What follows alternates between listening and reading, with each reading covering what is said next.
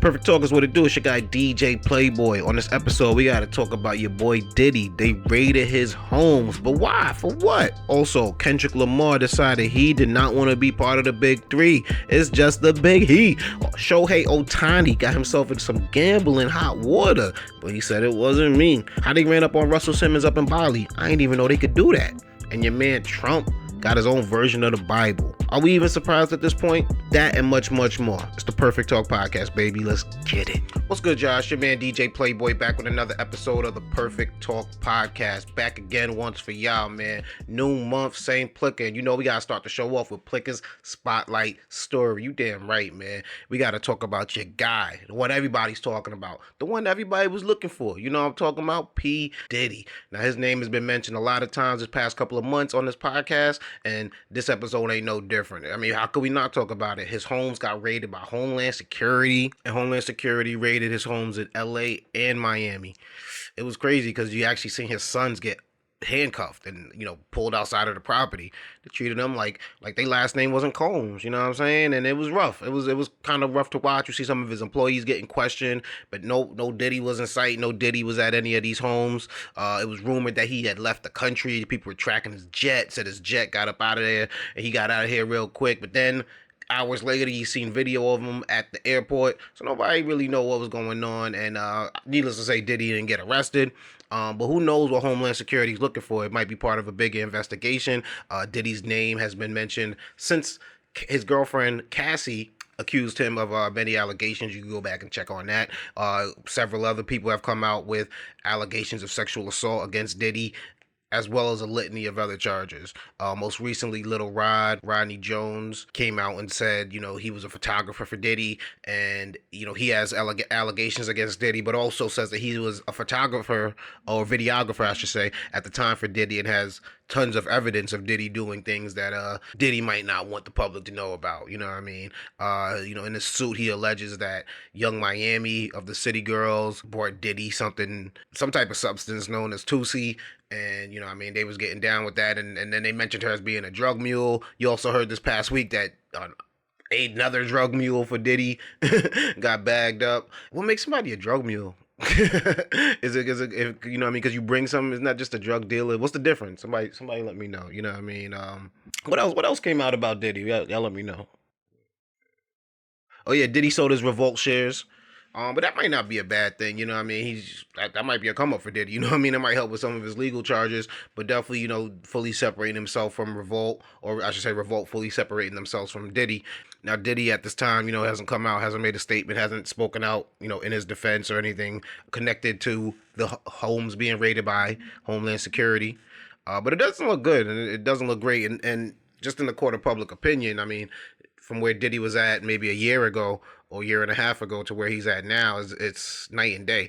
And it's insane to see, because, you know, you've seen it happen to other moguls as well, other people within the hip hop and R&B industry as well. And it's kind of sad to see what's happening to Diddy, you know what I'm saying? Because needless to how you feel about him right now, everybody could say that Diddy, you know, he inspired a lot of people. He, you know what I mean, at least gave you a soundtrack of some of our childhood, you know what I mean? And mine especially. So I can't get mad at him, you know, for what he's done in the past, but definitely if he's being charged with anything and they could prove that he has done what he's being alleged, you know what I mean, then obviously he's out the window, you know what I mean? You give it the R. Kelly treatment, I guess, and like we ain't gonna bump the music anymore, but it's sad to see, man. It really is. We'll see. We'll keep you guys informed and see what's gonna happen with it. But like I said, right now, you know, Diddy ain't been arrested or nothing. It's just been civil suits. A lot of the suits that came out in the past year, you don't know if they were settled or, you know what I mean, things were done underneath the table. So we're gonna let the justice system work out what it's gonna work out in terms of Diddy, and they'll keep you informed here on Perfect Talk, man. Next up, we got to take it to my segment. It's called Winners and Losers. You know how I do it. Everybody's got to win the week. Somebody's got to lose the week, man. And this week's winner was your guy, Kendrick Lamar. He's Kendrick Lamar. You know what I'm saying? He said, "The fuck the big three, nigga, it's just big me, nigga." On Metro Boomin and Future's track Like That. And actually went all the way to -- on Billboard's Hot 100 charts. That's right. You know what I mean? It's a diss track. Everybody gonna step out and love it. It was a surprise to see Kendrick come at Cole and Drake, because last time we heard from Cole and Drake, they were kind of, yo, you down with us? You know what I'm saying? And I like it that Kendrick came out and said, yeah, I don't want to be down with y'all. I'm better than y'all. You know what I mean? Because it gives hip hop that competitiveness that it needs. You know what I mean? This ain't AAU. This ain't, you know what I'm saying? Like buddy, buddy, pal, pal. We all friends here. We chilling at camp. Like, nah, this is rap. Like, I'm here to destroy y'all. Kendrick told y'all that back on the Big Sean Control song, and he's saying the same thing now. It's like, yo, I'm not with y'all. I'm better. And whether he fully means that in his heart, whether he fully thinks that they're bums, whether he fully feels like they're not on the same level with him, it at least is refreshing to see that he is still like, nah, I don't want to share no crowns. I want to wear the crown. And, I think everybody stepped down like that. And I think it led to a lot of Kendrick deriding, a lot of people that I haven't heard talk about Kendrick in a while feel like, oh, now he's number one. Yeah, of course, but you got to expect that. It's a diss record. You know what I mean? People love that type of thing, man. Also, shout out to Metro Boom in the Future, because I believe they had 4 songs on the top 10 of the Billboard chart. So, you know what I mean? Like, that's a big feat. Go see if Drake responds. We'll go see if Cole responds. I'd love to. I'm interested to see how that goes down, because I think hip hop needs beef, especially male rap. You know what I mean? Like, female rap has been dominating the maybe past year and a half, and female rap beef is a little corny if we be honest about it, because it just feels like I just don't like you. Whereas I think male hip hop beef comes more from a competitive nature. You know what I mean? And who cares if we ran into each other once and all this and it was cool? Like, it's still like, nah, we're not buddies, we're not pals. So it would be really refreshing to your guy DJ Playboy to see the dudes really step it up this year and take it back to where it should be. But you know what I mean? I do enjoy the ladies rapping too. I do enjoy what they do, and if they holding it down, I can't get mad at them for having the crown. But Kendrick wants that. Taking everybody out, you know what I'm saying? And some of the standout lines he said on there was fuck sneak dissing, first person shooter, you know what I mean? Motherfuck the big 3. Nigga, it's just big me. He also said Prince outlived Mike Jack, nigga, boom. You know how Drake is on the end of first person shooter, you know what I'm saying that he won away from Michael. Nigga beat it. So you know what I mean? Like it's a lot of little. He did a lot with that 16 right there, and I'm proud of Kendrick, because every time Kendrick feels like it, he just steps out. I've been a big fan of Kendrick and Baby Keem joints that they do together. Hillbillies, Range Brothers, Family Ties. That's my shit right there. Kendrick blacked out on that. So it wasn't surprising for me to see Kendrick black out, because like I said, everything I've been hearing Kendrick on for the past year and a half, all the Baby Keem joints, he been killing them. So definitely Kendrick, you won the week, my friend. Shout out to you. Losers. This week's loser is infrastructure, man. And that's because we watched the whole bridge in Baltimore collapse. Yeah, I'm talking about the Key Bridge, man. I know y'all seen the video. The Francis Scott Key Bridge got hit by a container ship and actually, went down like dominoes, man. Like, I know it was nutty. Some of the footage was crazy. It was insane to see. Cars literally minutes away from being on there. They'd stop people just in time. Unfortunately, some construction workers were still on there, and 6 people believed to not have made it. So our thoughts and prayers are with their family. And it's just something like, I guess we never really realized how big and strong these container boats are, but like, I wouldn't think a container ship hitting just one part of a bridge is gonna make the whole bridge come down, but apparently, these boats is moving, and this is not the first accident that this boat has been in. This is I'm hearing that there was a few years ago where this boat has caused damage in the past. That's definitely going to be looked into, and investigations are going to happen, because like every other week we talking about something happened with the airplanes. Boeing getting in trouble every other week because a door or a wheel or something falling off. So now it's like, damn, the boats is taking down bridges. Like, what's happening, y'all? That's also one of them scary things. I don't know if you ever meet people that's just nervous about riding on bridges, but like, this ain't helping. You know what I mean? I was talking to one of the dudes that he said he passed the bridge like around 126, 127, and the ship hit the bridge at 129. So he was like the last person to go over, saying that he even looked on the bridge and was like, why ain't nobody else on here? So you know what I mean? Shout out to Larry DeSantis, I believe. He said he was the last person to go over the bridge. that was just it was one of them things to see, man. But yeah, we definitely got to get the infrastructure right in this country because like that. First of all, that's a major port, so that's shutting down logistics for a lot of movement. You know what I'm saying? I'm hearing Volkswagen, some other foreign cars are going to be affected by that because that's one of their big ports that they use. But just like there should be, fail safes that to prevent this from happening. You know what I mean? I know the boat lost power, or you know what I mean. It was something to that effect, but it's like there's got to be something else in place, and we got to get this together. The trains. What about the train that went down in East Palestine? Yeah, like that. You know what I mean? And since that happened, I've been hearing about a bunch of trains. So you know what I mean? Like it's we got to get the travel down this country. What's going on, Pete Buttigieg? You know what I mean? Like trains is derailing, planes is losing doors and wheels, and now container ships is taking down bridges. Let's get it together.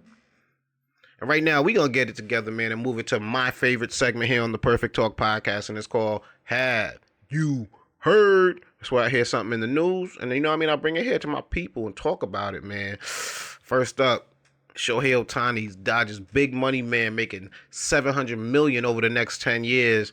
He got caught up in a little gambling issue. You know what I'm talking about? Like, yeah, his interpreter, he got bagged up, man. He got caught for gambling.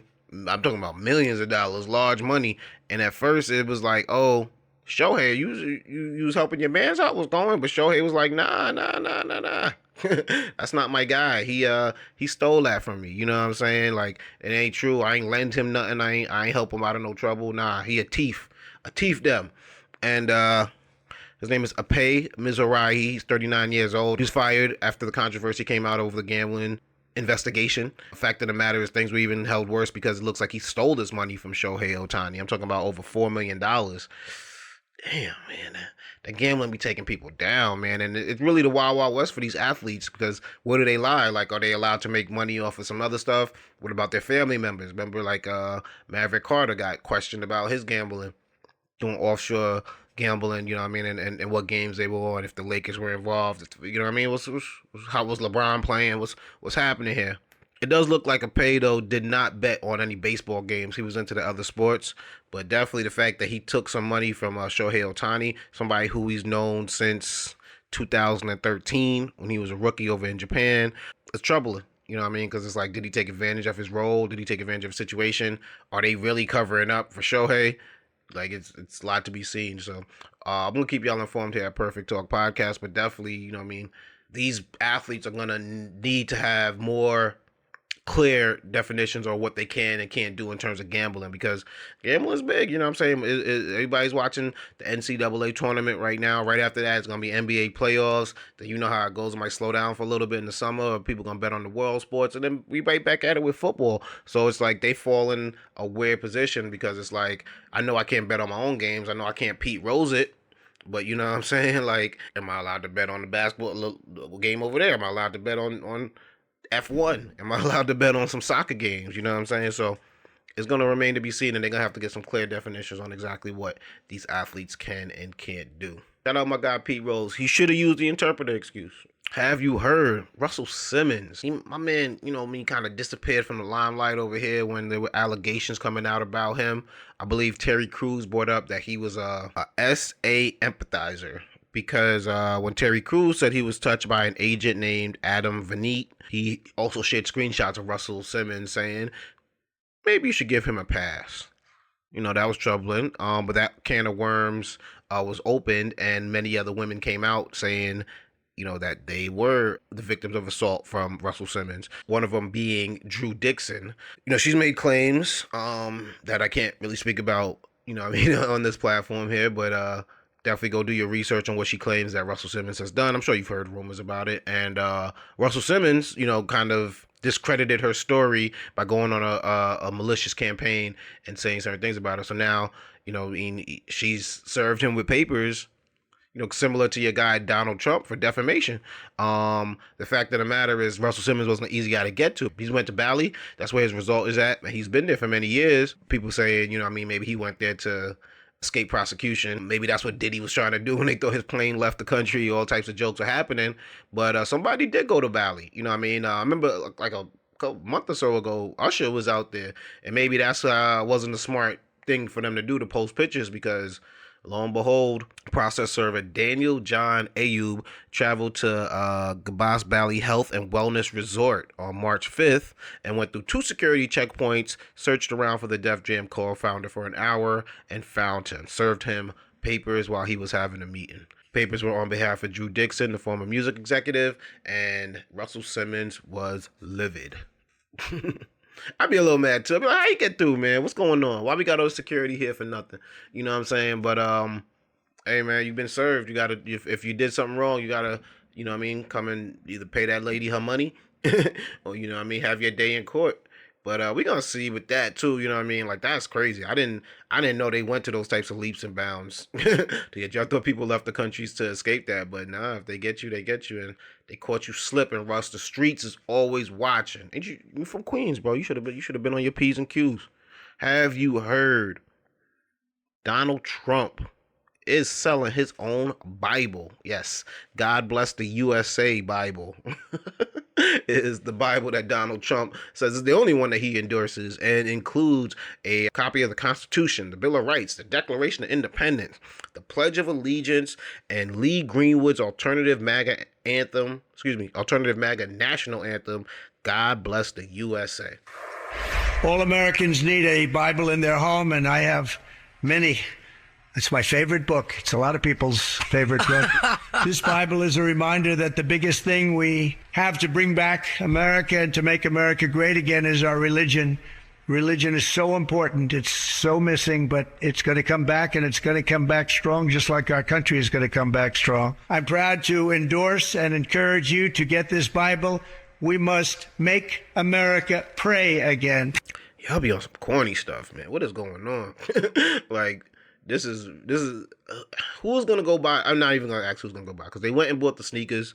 They buy the T-shirts with the mugshots on them. They buy. I mean, Donald Trump is obviously great at you know what I mean, merch and branding. But a Bible, that's y'all getting into some weird territory now, because you know what I mean. Like obviously, religion's been used in history many times to control people, to get people to do what the governments and the people in charge have wanted them to do.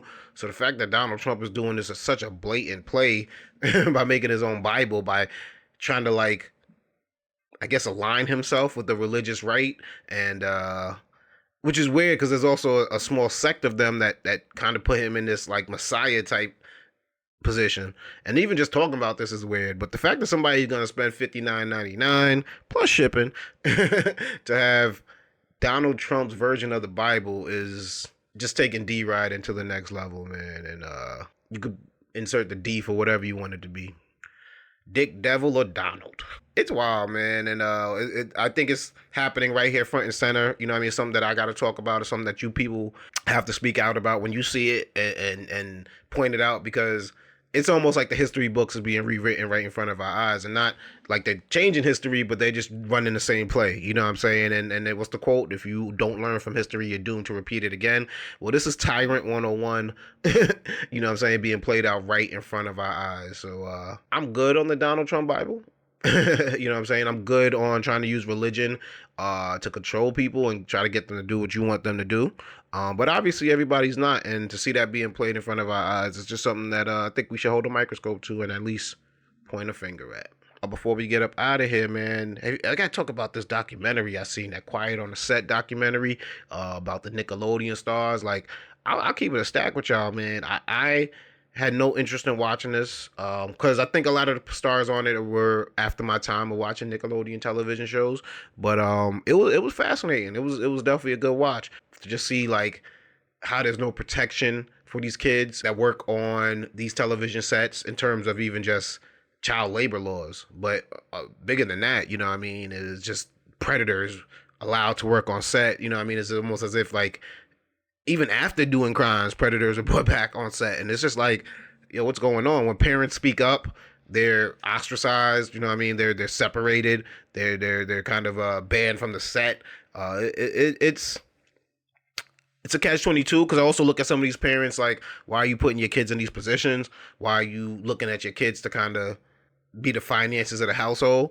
But it's also, you kind of go into these places such as school, sports, and I'm assuming, you know, when your child is working in these workplaces, to think that there's gonna be certain levels of protection, and it's sad to see that it's not. But it was a great watch. I think it was done, fairly. It's a couple sides to it because it's not only the abuse towards children or anything like that. It's also the workplace that I believe Dan Schneider, he was one of the executives over there that produced a lot of the popular TV shows, but he caused a very toxic work environment, and how that kind of snowballed to certain checks and balances not being seen in terms of the abuse towards children and things of that nature. So it's a good watch. If you haven't checked it out yet, go check it. I know I'm probably hella late on it, but it was good. I like it. And before we get up out of here, I'm gonna show you a couple other things I see on the internet.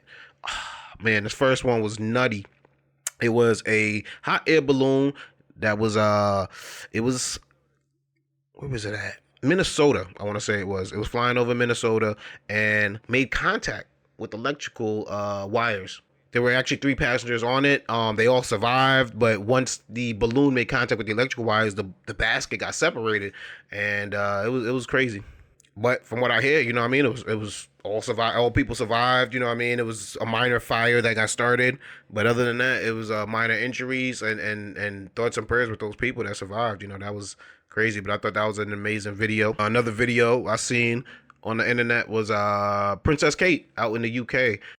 In January, I underwent major abdominal surgery in London, and at the time, it was thought that my condition was non-cancerous. The surgery was successful. However, tests after the operation found cancer had been present. My medical team therefore advised that I should undergo a course of preventative chemotherapy, and I'm now in the early stages of that treatment. Thoughts and prayers are with her. We heard recently that King Charles had a cancer diagnosis, but Princess Kate, after weeks of speculation and people saying this, that, and the third, running her name through the mud, talking about her husband, talking about body doubles and clones and AI pictures, she came out and was like, yo, I'm dealing with a diagnosis right now. So our thoughts and prayers are with her as well. She revealed her cancer diagnosis, and yeah, she hopes she's on the road to recovery. Hopefully this ends all the speculation and people could just let the family chill because they going through enough. What else have I seen on the internet? Oh, this video was dope. It was a bus driver who saved her students as smoke and flames started to come from underneath the bus. New Orleans blew up moments after its driver evacuated the students on board. While the driver said she was about to make her 5th stop of the day when she saw smoke. She pulls over, a bystander runs and lets her know that flames were coming from underneath the bus. Kia quickly gathering the group of kindergarten through 8th grade students and leading them off and away from the bus. I just had to stay calm for the kids because they was crying and running up the street, and I had to get them together. Make sure they were straight. Within moments of her making sure everyone was off, the entire front of the bus was engulfed. And a hero to myself by getting them off the bus real quickly. She actually got all the students off the bus and away from the bus before there was an actual explosion that went off. So thoughts and prayers are with those kids and that bus driver, and just shout out to her. She did her thing. I'm very appreciative of bus drivers on a daily basis that get our kids from point A to point B safely. And it's something that, I thank God for. I don't take for granted. And I would hope to, have a bus driver as dope as this lady, man. Salute to this bus driver out in New Orleans, man. She the real MVP. We can't do things I seen on the internet without having an MVP. Yep, your man Trump went straight to Truth Social to post a picture of it was a pickup truck driving by, pro-Trump, decals, all that, and in the back of it had an illustration of Joe Biden hogtied in the back of it was like he was in the bed of the truck, which I gotta say, very detailed illustration. Former President Donald Trump setting off a firestorm of controversy after an incendiary social media post. Trump posted a video on Friday, this one featuring an image of President Joe Biden hogtied on the back of that pickup truck. The Biden campaign is blasting the post as inciting political violence. Shout out to the artist. I hope you get some jobs off of this. You know what I'm saying? Because it is definitely a very detailed illustration of Joe Biden, and it looks like he's actually in the pickup truck if you were to look at it fast. But the fact that Donald Trump would post this on his social media just shows, him and 50 Cent have the same social media strategy when it comes to their ops. They definitely gonna let y'all know how they feel and have zero fucks about what you may think about it. And that, my friends, is another episode in the book. Shout out to everybody out there that's checking us out on the audio version. But if you want to see what we talking about and the things I've seen on the internet, make sure you get over to the YouTube, hit that subscribe button, hit that like button, and hop in the comments. You know what I mean? Let me know about what you think about any of the stories we talked about and the things I've seen on the internet. Check me out on Twitter, or now known as X, at DJ Playboy. Also, check me out on Instagram at Plickapeasy, and follow Perfect Talk Podcast on Instagram at Perfect Talk Radio. That's right. Go follow all the socials right there, and make sure you check out the website www.perfecttalkpodcast.com. We got merch, y'all. I'm talking about stickers, t-shirts, mugs, you know what I'm saying? Whatever you need. Get yourself a Perfect Talk mug, you know what I mean? Sip it the right way, you know what I'm saying? Go check it out. www.perfecttalkpodcast.com. Every episode of the Perfect Talk Podcast right there. You know what I mean? And everything else we got going on. We up out of here, y'all. Spread love. It's the Brooklyn way. And I'll catch you next week. Peace.